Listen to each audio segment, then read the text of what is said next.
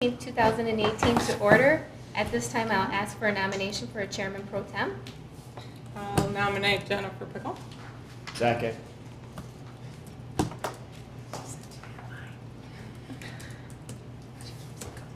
Any other nominations? All those in favor signify by saying aye. Aye. Motion carries. All right. Determination of a quorum and that the agenda was properly posted. Yes. And stand for the Pledge of Allegiance. I pledge allegiance to the flag of the United States of America and to the republic for which it stands, one nation, under God, indivisible, with liberty and justice for all. All right, public appearances, the public's opportunity to speak about any subject that is not a specific agenda item.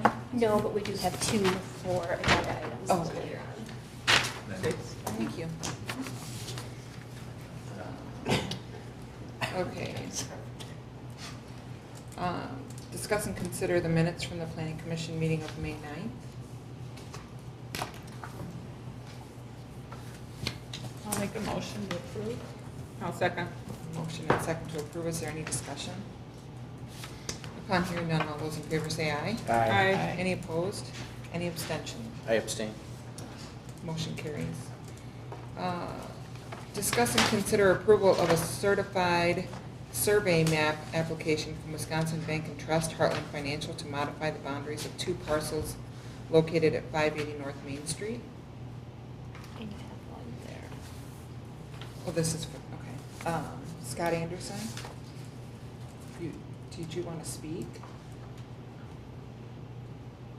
No. I'd like to register, he wants to register Yeah. I'm just here to in answer favor. questions. In favor, okay.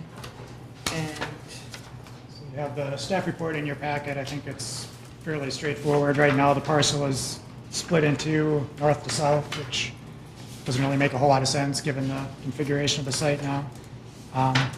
So splitting it east to west, as they're asking to do, would allow them to sell that eastern portion someday if they want to do that. The only condition I recommended was showing the zoning on the lots. That's something that's part of our ordinance. I guess a couple of suggestions. I'm sure at the time you drafted this, the trailer was still there. Now it's gone. I don't know if you want to take it off for the final version of this. Yeah, we actually went out and shot the new building, so Okay. the new footprint is stormwater management design, the parcel, we're gonna have the client that we keep. So. The other thing that kind of struck me driving back here today, the bank has that directional sign by the driveway that's on lot 2. I don't know if you want to consider some kind of sign easement or something, just so there's not issues down the road. Yeah, I mean, they own the lot now, if they were to sell it, then that would come up with that site plan approval, we have joint signage or something of that nature. Yeah, so we'd recommend approval with the one condition in the report.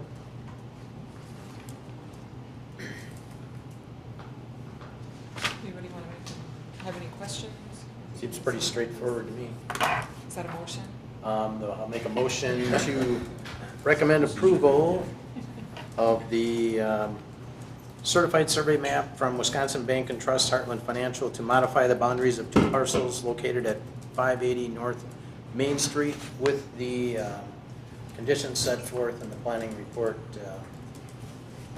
dated June 6, 2018. I'll second. Okay, motion and a second to approve. Is there any discussion? Are we also doing the sign easement then too, or is that for? That was a suggestion. Right. They can't show it now. It could be addressed when they sell it or when the site plans are done. Just as long as they're thinking about it. All right. Okay. Anyone else? All right, all those in favor say aye. Aye. Any opposed? Any abstentions? Motion carries. Discuss and consider approval of a certified survey map application from Helgeland Family Farm, LLC, to divide an existing 12.25 acre parcel into two parcels located at 2608 Gaston Road in the town of Cottage Grove within the village of Cottage Grove's extraterritorial jurisdiction. And we have Jason Helgler? Just to answer any questions. Okay. Jason, could you come up to the table there, and that way the camera can be Or you can identified stand if throughout you- the, Or we can stand if you prefer. Either or. Whatever you want to do. Or if you want to try the other chair. right. No, no, you We're stay all going to right. sit out here. I'm just kidding, wherever you want to be. Sorry. Municipal government is no place for humor. I'm very Yeah, sorry. that's I know, very much. So again, I think this is fairly straightforward, trying to split the smaller parcel off along Gaston Road, the larger parcel behind. I guess the one concern we had was the only connection to Lot 2 is at King Drive, which isn't actually built to the property line right now. I think what we'd like to see is a 66-foot easement along the west side of Lot 1 for a future road, just in case someone ever wants to develop that Lot 2 in the future. So there's an alternate way to get down to Gaston Road. So on that north? Basically the north side of Lot 1? Along the west side, so running north-south, to connect Lot 2 down to Gaston Road. Okay. Because I think the county stipulation is that Lot 2 would be deemed farmland and an unbuildable site. Yeah, but if someone wanted to annex it or something someday in the future for development, then it would be somewhat landlocked. I mean, I get it, if you want to keep farming it, it's not going to be an issue anytime soon, but just trying to think down the road. So you want to take a 66-foot easement out of Lot 1? Yeah, for a future right-of-way, if it's ever needed. It would still be part of Lot 1.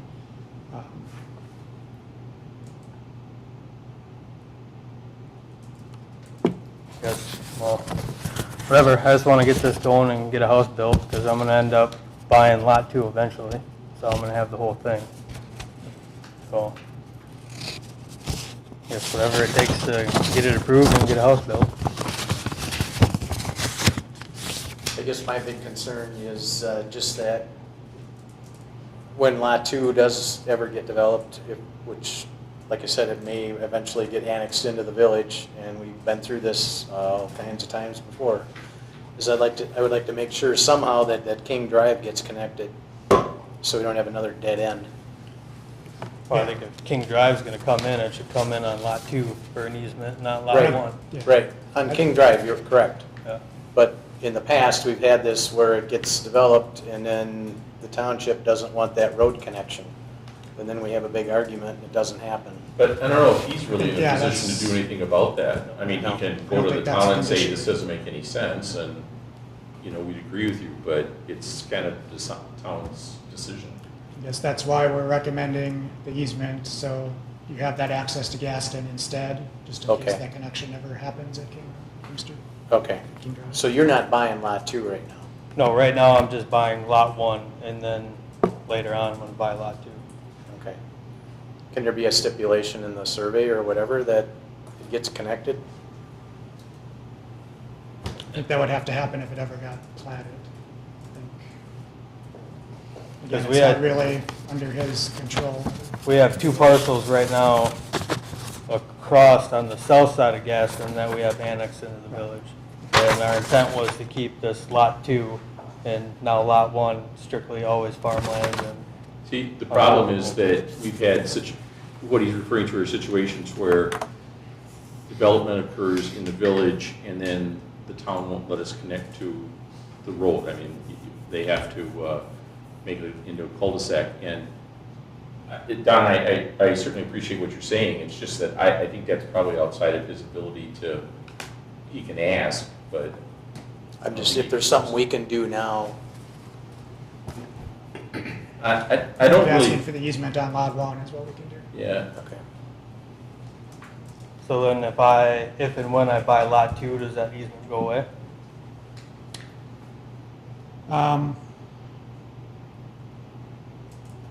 Guess not necessarily unless you recombined them into one lot Yeah, again. go back to 1 lot. Yeah, then benefit.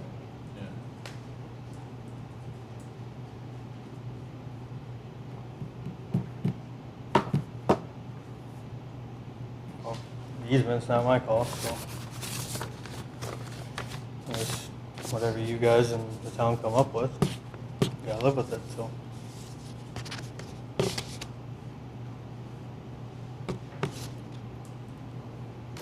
So are we ready to make a decision, or do we have more questions? You just built one house on there. Yeah, I'm just trying to build a house where our family farmhouse was. Oh, okay. Just so you know now, it's kind of like, this is an issue maybe in the future, in terms of the connection, but Yeah. you can still build your house. Okay, I guess that's something to deal with if that comes before Lot 2 comes up for development. Okay, I'm Is that good. a motion? Okay, next motion here will be recommend approval of certified survey map application from Helgland Family Farm LLC to divide an existing 12.25 acre parcel into two parcels located at 2608 Gaston Road in the town of Cottage Grove within the village of Cottage Grove's extraterritorial jurisdiction. With any comments or any conditions set forth, the 66-foot easement on the west end of the parcel, or lot number 1, as per the June 6, 2018 planning staff report. Do we want to add in there that Jason understands that there may be some issues with Lot 2 and access? No, No. I'd just keep it clean because there's always hope. Okay. Well, it may never be an issue. I Right? mean, Right. Is there a hopefully second? not. I'll second. Thank you, I'm sorry, I was out of order. All right, is there any more discussion? All right, upon hearing none, all those in favor say aye. Aye. Any opposed? Any abstentions? Motion carries. Thank you. Don, just so you know, we did have that joint meeting with the town, and that kind of was discussed, except that they were talking about us blocking off, or just not building roads to force them in the position to have to make that decision, which, so, When you plot out a plat and it has a dead end going into the next parcel, that's a future road. Yeah. yep. I think the idea is they want us to maintain their roads because of development that comes in the village, but The fact that they didn't, have them roads built to a better standard, I guess isn't really, Well, and the town says, this is the town road standard, and then, the village has a different standard, and so we want you to be, you, meaning the village, to be responsible for this, and the developers haven't really wanted to do that, and then, they end up with a cul-de-sac and not being able to go through, so hopefully that too will, hasn't happened in 36 years, but we'll see. I mean, most of the east side of Madison the far east side at one time was the town of Blooming Grove. Right. Including where I grew up, and those weren't exactly perfectly, perfect roads or storm sewers or anything like that, but the city eventually, years and years and years later rebuilt it all, but they didn't go and tear it all up right away and rebuild it. Right. And there's tons more neighborhoods, so like I said, most of the east side of Madison, and I'm sure other parts of the Well, city are and the that same. was part of the boundary agreement between the city of Madison and town of Blooming Grove and also several others that, in terms of who would be responsible for that. And, I mean, Madison has had those in place now for quite some time, so they're essentially going to go out of existence. But I mean, we're talking the 60s and 70s when this all happened. Yes, I remember them. You weren't supposed to. Oh, well, I do, so. You took them wrong. All right. Discuss and consider directing to staff to research a potential zoning amendment related to a short-term home rental land use, the Airbnb, right? Yeah, so where we left off last time, I think there were two tasks for this meeting. One was to look at examples from northern or more, vacation type areas.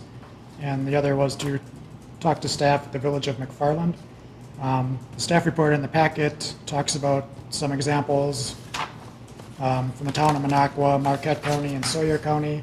And then there's a supplemental staff report on your table outlining a conversation I had today with the village clerk over in McFarland.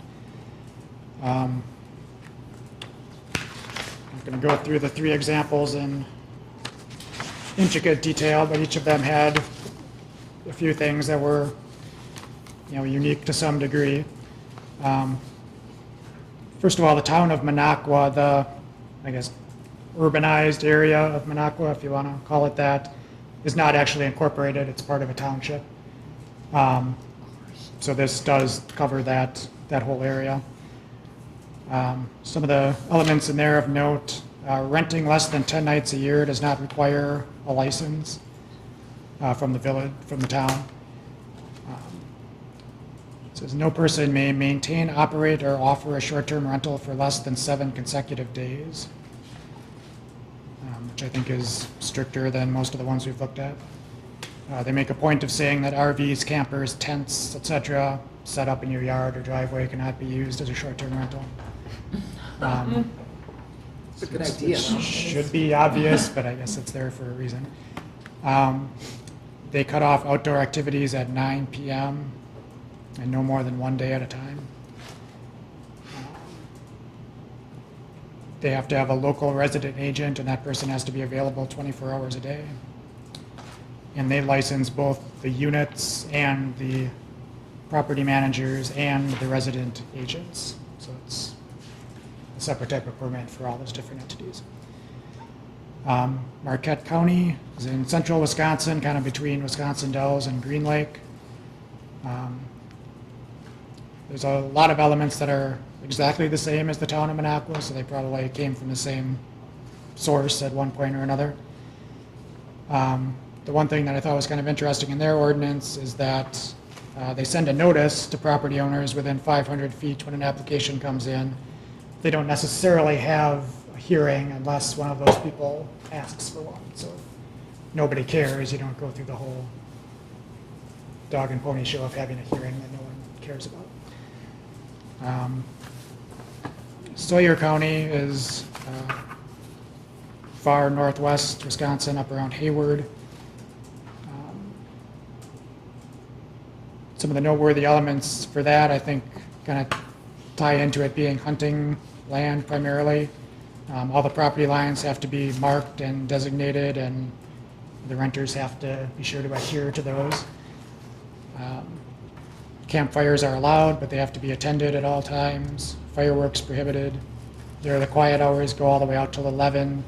Presumably the places are further apart.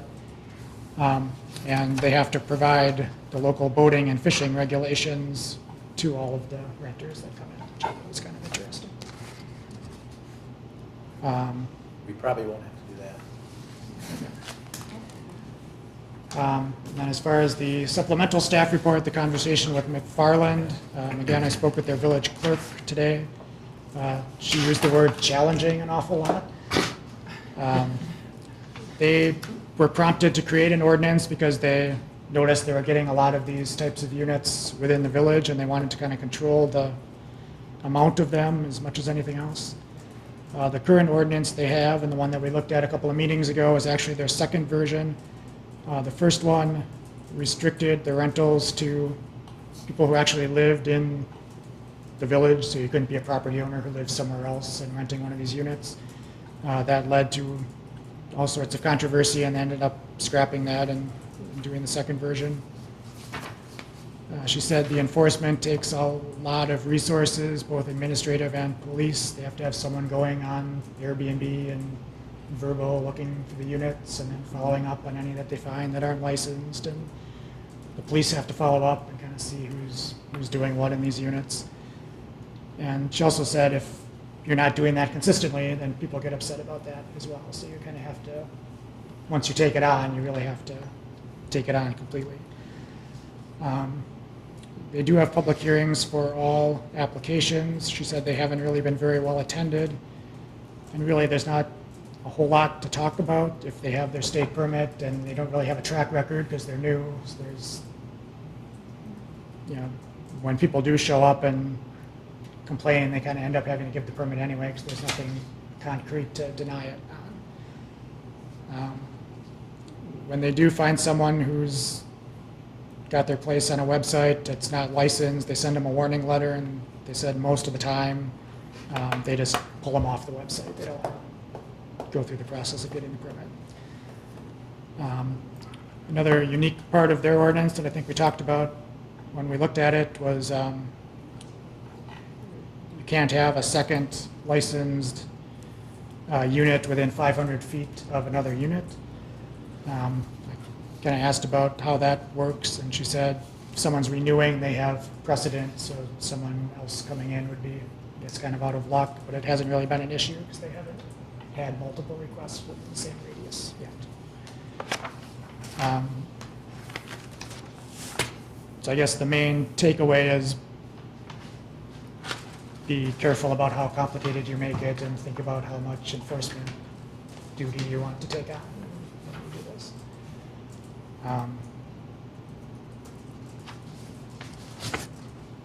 So I guess I'm just looking for feedback. Should we take a crack at drafting something up? And if so, do we want to be more on the open-ended side or more on the specific? So do these people, land property owners, do they have to have a state permit also? Yeah, Okay, so through the state, then they are insured through that. they have to show insurance. It's your insurance, right? Okay. So we wouldn't have to deal with that part. No, as some of these local ordinances I do mean, talk making about that, sure. but it wouldn't Yeah. have to be, it should be covered. So does the state have a component, Aaron, of inspection? I mean, a couple of the ordinances, a couple of the elements did address having an inspection done. You know, they kind of farm it out in Dane County. It goes to the Dane County Health Department, so they would come and do an inspection. Okay, But some of the local ordinances do add on either the building inspector or the fire inspector, or both goes and looks at it as well. So Is how involved do we want to get, folks? Well, are we looking to collect room tax? that's been a big thing nationwide with the whole deal. You know, talked to a guy in Michigan that has several of them, and that is a real big deal. And a lot of the hotel people are saying, hey, we got to pay all this room tax stuff, and all of a sudden our competition is this Airbnb and the VRBO, and you know, it's not fair competition because they're not paying the room tax. Do they have to pay to the state? Yeah, there's a the Department of Revenue has a website or a web page that's devoted to this. One of the things that it talks about is it specifically states homeowners or other individuals who make rooms or lodging available to the public for periods less than 1 month must report and pay Wisconsin sales tax on such rentals. This includes the short-term rental of a home, room, apartment, cabin, inn, motel, or any other building in which accommodations are made available to the public. I guess a consideration of that, McFarland said they only have 2 that are actually permitted and licensed. So if they're collecting room tax, it's probably not a whole lot of money. It's not a budget. And for us, it would be even less because we don't have a hotel. This would be the only source. So we'd have to start a committee to decide what to do with all the room taxes, and it might only be a couple $100s a year. We did that with the, we kind of had that started, there was something, we did address the whole room tax business. Yeah, we have a room tax ordinance. Yeah, That was painfully crafted on a number of occasions at the ordinance committee. yeah. And so it does exist, and we, Aaron and I kind of talked about, you know, how we would, if we would be able to incorporate that into the Airbnb into this. But one of the things that we'd always talk about at ordinance is kind of the who, what, when, where, why, and how of an ordinance. And, you know, is it enough of an issue that you want to adopt the ordinance? And who's, to me, the bigger issue is who's going to staff it. I mean, Aaron is pulled pretty thin, spread pretty thin right now. And I don't know if he's going to go around peek in windows to make sure, to see if they have Airbnbs in there. But, Friday afternoon, I well, okay, all checked right, just to well, see, and I yeah, found all one. right, and yeah. I thought it was- I still never thought the meeting was going ordinance. Right, yeah, well, that's exactly right, yeah. So with that being said, it doesn't sound like at the current time, it's a big enough issue at this point to spend, Yeah, to make an ordinance and spend staff time and resources on it. that's where my head's at too. It just seems like a lot of work for it's a non-starter. We need to have a hotel built first. Yeah, That's what we really need, as far as the room tax goes, or as far as this whole. as far as this whole thing goes, I mean, Aaron, in Dean County, is McFarland the only other one that has one? That was the only one I could find. I saw some Madison, articles yeah. about Madison does it. Yeah, I saw some articles about Mount Horror, but I don't know if they've actually adopted it yet, or if they're just looking. so what do we want to do? Do we What want to about just, like Maple Bluff or something? I'm thinking like lake properties that, you know, they're gonna get a pretty penny for right around your house. or Monona. Or Monona. Yeah. And Monona doesn't have one yet, Lee, that you know of? Well, I thought I would read it in the paper, but I haven't seen anything. Yeah. And you said, Aaron, you found one in Cottage Grove? Yeah, I only looked once, but Yeah. I think we just, It's something that goes Relax. way in the back burner Yeah. if it becomes an issue or. How did this come to us? Well, the state passed a Well, law. we Oh, had- so no citizen brought it in? No. we did get a few phone calls. There was one Should lady I- asking if she could do it, whether we had an ordinance or not. And I had to tell her we don't have an ordinance, but the state allows it. And there were a couple people who were not liking that their neighbor was doing it. I don't know if it was the same person or not, but they had some concerns about safety and things like Have you gotten any calls since then for concern? that. I guess if someone's concerned, they can always call the police too. So. Yeah. So we could. A quick, I'm sorry, Melissa. I was just gonna say that the main reason for an ordinance would be to limit the duration of the rental and the number of days per year a unit can be rented. I mean, that's, otherwise the state law pretty much covers. does the That- state have a longevity? Do they address that? Is it Seven, something Rental that's for 7 days or more. Oh. You can limit it to 7 days. Because we were looking at 6 or less, right? Yeah, I think we were leaning towards that. And the 7 state is for yeah. 7 or more? Like you have to rent it for 7 or more? You can, the state law says you can make it whatever you want, but a municipality has the power to say you have to rent for 7 days or more. That was Minocqua that said. But if that you they don't were- say that, then it's Wow. whatever number of days. Okay. But that's political. The Right. people renting their homes wanted that because then they don't have to worry about renting to people for a weekend. Right. And I think You know, they're getting $5,000 a week to rent their house. Well, it's a little different situation up there than what Right. we've got here. I don't know, what do you think, Don? Do you want them to pursue this? I don't really see right now that it's an issue, and in the future, if it's an issue, we'll address it. Phyllis? Yeah, I feel the same, yeah. Melissa? Okay. Agree. Fred? I agree. All right. So do you need us to vote on telling you to just relax Just- for a I think just to while? make it official. Okay. Lee, is there a reason why we should have this? that you You can make, well, I'll give you a good lawyer-like answer, you can make an argument both ways, but honestly, my concern with these things is that it requires staff time. In the last couple of years, there's been kind of an ordinance of the period, you know, there was on the sex offender ordinance, and I said, I don't think we should, you remember that, and I said, I don't think we really need to pursue this. Well, it was decided to pursue it, and now it's all sorts of litigation, and the state has tried to take care of it, and, you know, it's kind of the flavor of the month type of thing, and that's what this is right now. And I think that we'd be well served to just stand back and see if it becomes an issue. Do we have people who are concerned about it enough to contact Aaron? Is there a reason, you know, to have it? And I think that's what we should look at first. I guess if we're getting more calls, or if Chief Labor is getting more complaints and checking into this and finding out his renters doing stuff, then we can. It is interesting that when I did a search on this, a lot of lawyers are now turning this into a cottage industry of their own, you know, where they're giving advice on these things. And again, I just don't think it's really from a cost benefit perspective. I'd probably say let's wait. Okay, so I'll make a motion to direct staff to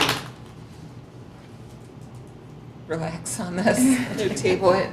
Yeah, I would just table it, right? I'll second. A motion and a second to table. Is there any other discussion? Are we gonna find a job for Aaron on Friday afternoons then? He doesn't have to call? I'm sure Matt can find something for him to do. Put that in the motion. To do. All right, all those in favor say aye. Aye. Any opposed? Any abstentions? Motion carries. All right, update on public input provided through POCO for comprehensive plan update. Use the projector for some of this. So we had 5 questions related to the comp plan up on Polko site.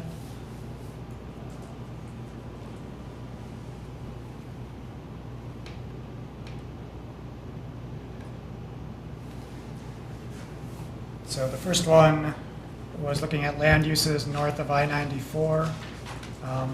We said you've got 100 points, assign, you know, whatever number of points you want to the land uses that you would like to see up there. The one that got the biggest response was small format retail. My guess on that is that's what people want, and they don't necessarily care if it's there or somewhere else in the village. They just want these kind of stores and restaurants.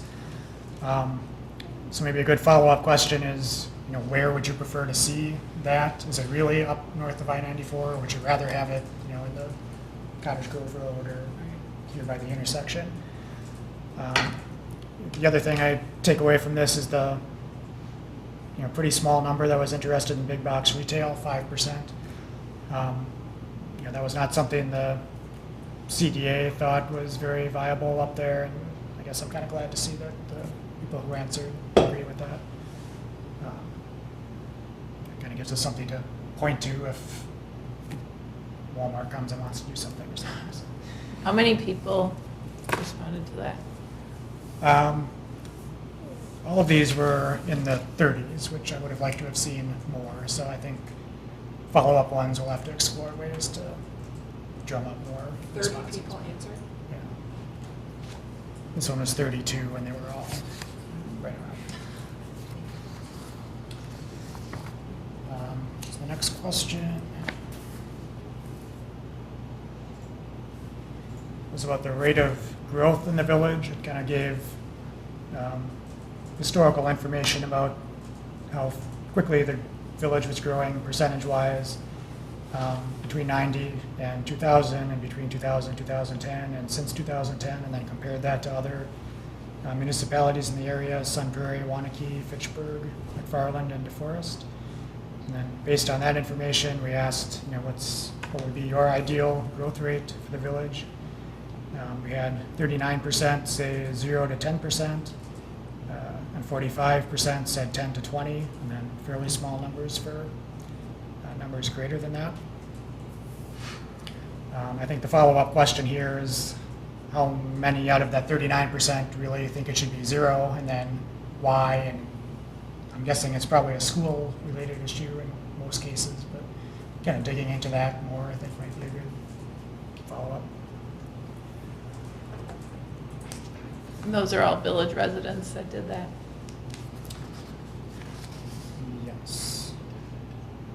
So, The reality is, a lot of the people that are, that are going to be working in that Summit building may want to relocate to this area or this village. And we just can't say, no, can't do it, you can have your building here, but you can't live here. So we want to be able to accommodate that in any kind of future development. People want to live, a lot of times want to live close to where they work, You don't get the small business, the restaurants and if you don't have people, right? That's right. Yeah. And if there was a, let's stop residential growth type movement, then I guess Aaron and I would need direction on how to sell the village to businesses then. Right. I mean, that's kind of the. That's what everyone's line of thinking was at one time until it was explained that you can't have it both ways. We can't try to attract business but yet not have residential available. So we need to have a mix of both. Well, we did a boundary agreement in 1996. And 2 years later, because people just said, I can't see the village getting any bigger than this. 2 years later, he had pretty much a new board, and they wanted to know what idiot had drafted the boundary agreement. And he said my twin brother, but I guess the thing is that if you say you want retail, then what is retail looking at? They're looking at rooftops, they're looking at people, Right. they're looking at growth. The next question, we provided some data that kind of showed some characteristics of the housing stock in the village, and then the question was, should future development in the village maintain the current mix of home values, unit sizes, lot sizes, ownership patterns, or should there be more variety in those categories? So for all respondents, it was fairly even, a slight edge toward keeping it similar, but in this case, it's pretty interesting when you start looking at the age. The response is broken down by age, because when you get to the 50 to 59 age group and the 60 to 69 age group, they were much more in favor of having that variety and mix, because there's less units that would appeal to that demographic here. The 30 to 39-year-olds, 40 to 49-year-olds, they're the ones that probably have kids and benefit the most from having a bigger house with a bigger yard. So even though it's fairly even in the overall vote, it becomes, I think, somewhat obvious that we're kind of underrepresenting some of the different age groups in the type of units we have.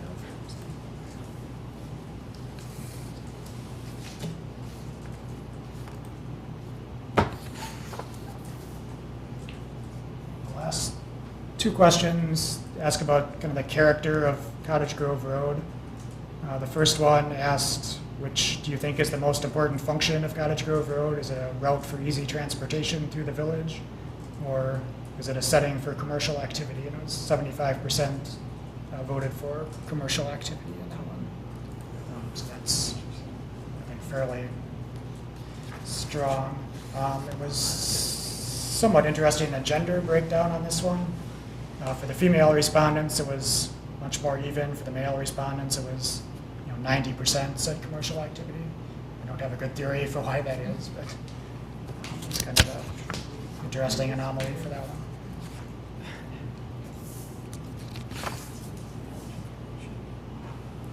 one. And the last one we asked, which of the following best represents your opinion regarding the ideal character of Cottage Grove Road? Should be more urban with buildings closer to the street, parking in the rear, pedestrian friendly, some multifamily mixed in, or more suburban, kind of like it is now with buildings further from the street, parking in the front, emphasis on automobile access, more separation of uses. Again, fairly split down the middle, a slight edge toward the suburban model. Again, with this one, I thought the age breakdown was interesting. It was exactly 50-50 in every age category, except 60 to 69, which skewed much more towards suburban. And then there were 5 with an unknown age group, and that also skewed more towards the suburban model. So.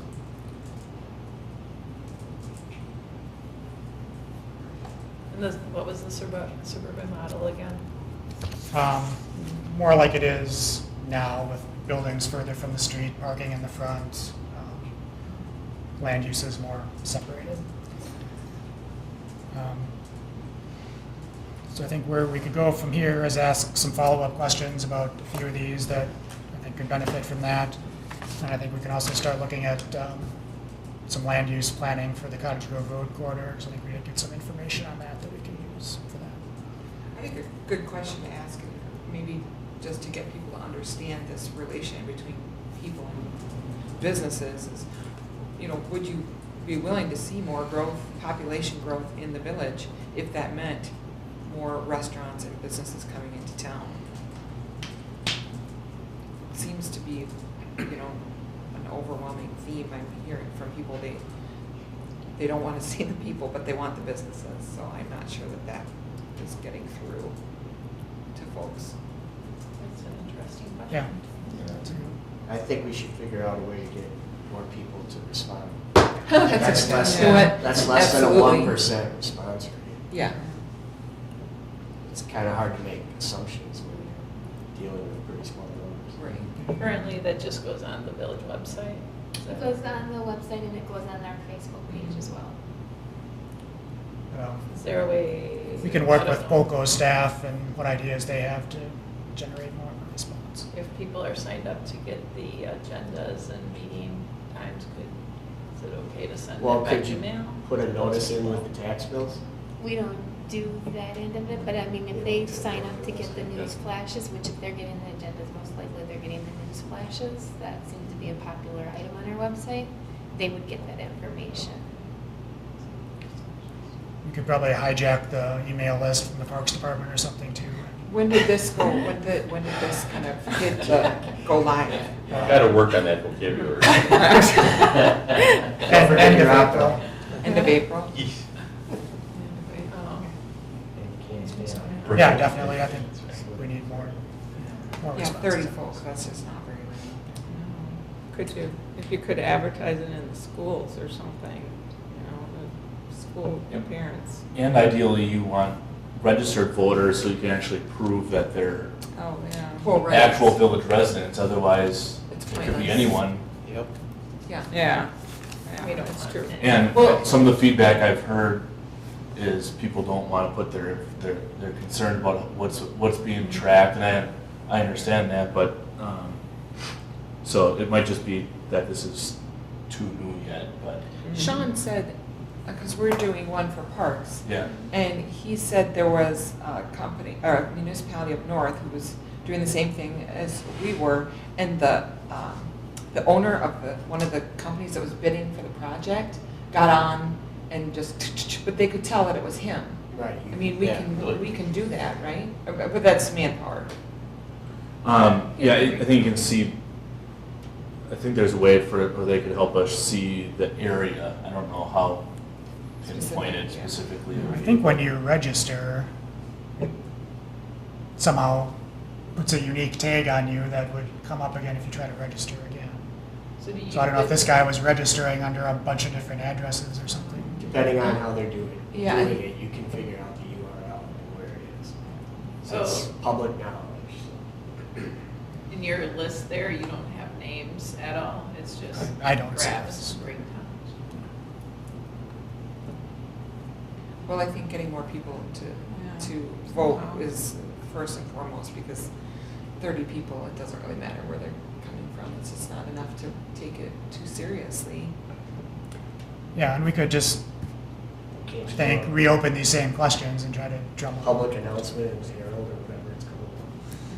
I mean, the Herald, How many It's people the, get it's the the newspaper ageless anymore? question. I mean, This our- question I will think our never go Facebook- away. I think our Facebook pages reach more than the Herald reaches. But Get the- Amy Bryce to put it on her thing. I mean, the Herald also, for some questions, they like it, so it ends up on there. So people that are tied to the Herald Facebook page see it. I think that's Hey, some kids that drop something off at every house. Well, you guys are on Facebook, you can share it too. Yeah. And then you tell your friends. Tell your friends. forward the You know, newsflash maybe we should- emails to people. Either you or Aaron should make a, just remind people at all the board meetings, when we give you give a report that, there's new questions on POCO. Because I'm sure that everybody stays glued to their TV until we give the reports and stuff. I know, I do. But, seriously, that's just, I don't know what else you can really do. You can keep repeating it. Sure, you can put something in the Herald Independent. But it's just going to take some time for people to know that this is a resource that's out there. If we would need a marketing budget to do Right. much more. Yeah. Well, Aaron doesn't have anything to do on Friday. Well, He can call 100 citizens every Friday.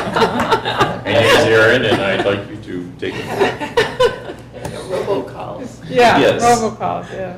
Did you have anything else on this agenda item, Aaron? I don't think so. It sounds like the main concern is just getting more people involved. So Yeah. that's what we'll work on. Are you staying there for the next one?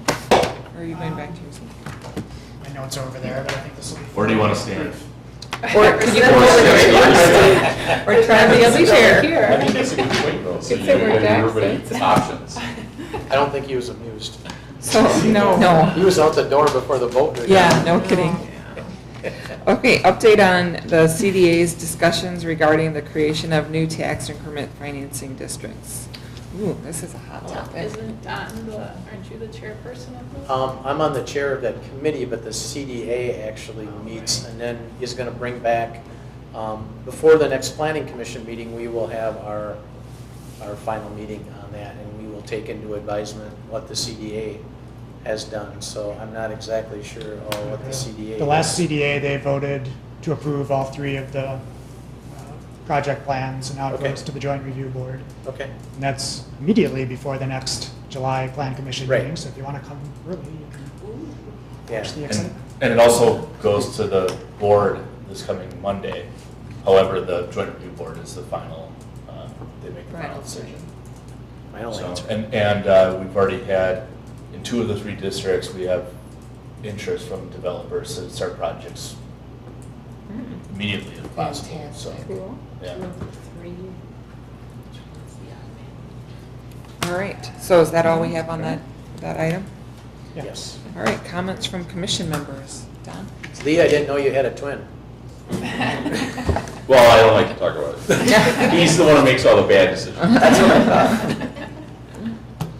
Phyllis? Nothing, thanks. Melissa? No. Fred? No. Nothing, I have nothing to say. Oh, actually, can I amend that? I appreciate all the effort that Aaron and Matt, I'm assuming, put into the short-term rental. Yeah. Even though we aren't doing anything with it, I appreciate the information. Probably come up again, and at least we At least you have the groundwork have some done. background.